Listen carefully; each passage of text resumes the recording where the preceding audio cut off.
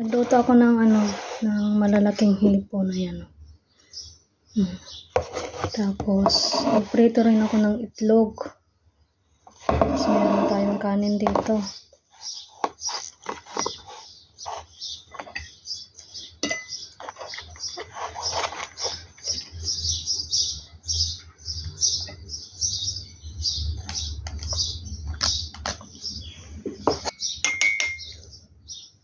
Ginisa ko lang ang hipon, mga kakabsat. Wala naman kasing Sprite.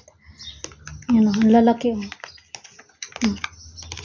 Alam nyo dito, mura lang ang hipon dito, mga kakabsat. Sa Pilipinas, ang mahal, no? 500 yata per kilo, no? Ay, hindi lang 500 yata ngayon. Baka ano na yan, baka nasa 7. Ganyan. Ang crabs nga, ang mahal eh.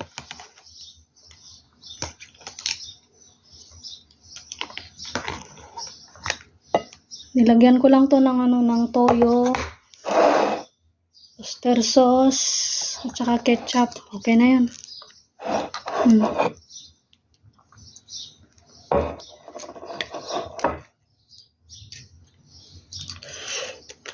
Sarap.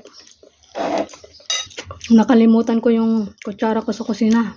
Ilang beses na akong bumalik doon. Kain po tayo, mga kakabsat.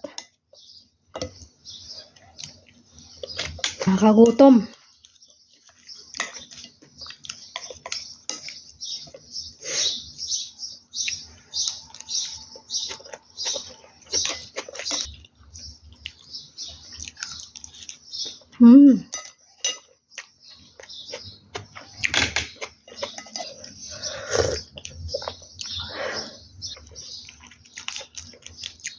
Buti pa dito, medyo mura yung mga seafoods nila.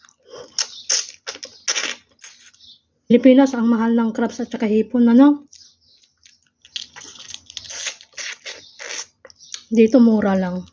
Kasi dito, pag meron ka ng 20 dirham, makakabili ka na ng hipon. E sa Pilipinas, kailangan mo ng 500 plus para makabili ka ng hipon, di ba?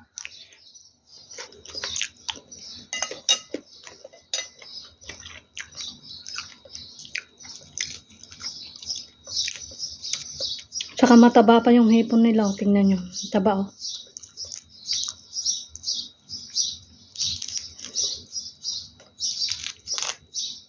Masarap tong ihawin. Tsaka iprito.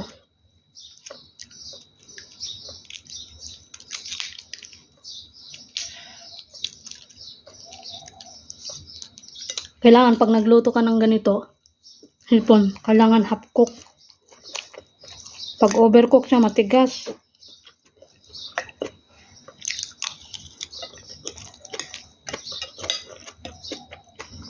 Ang technique sa pagluluto nito, kailangan nyo munang lutuin yung sauce niya. Saka nyo ilagay ito.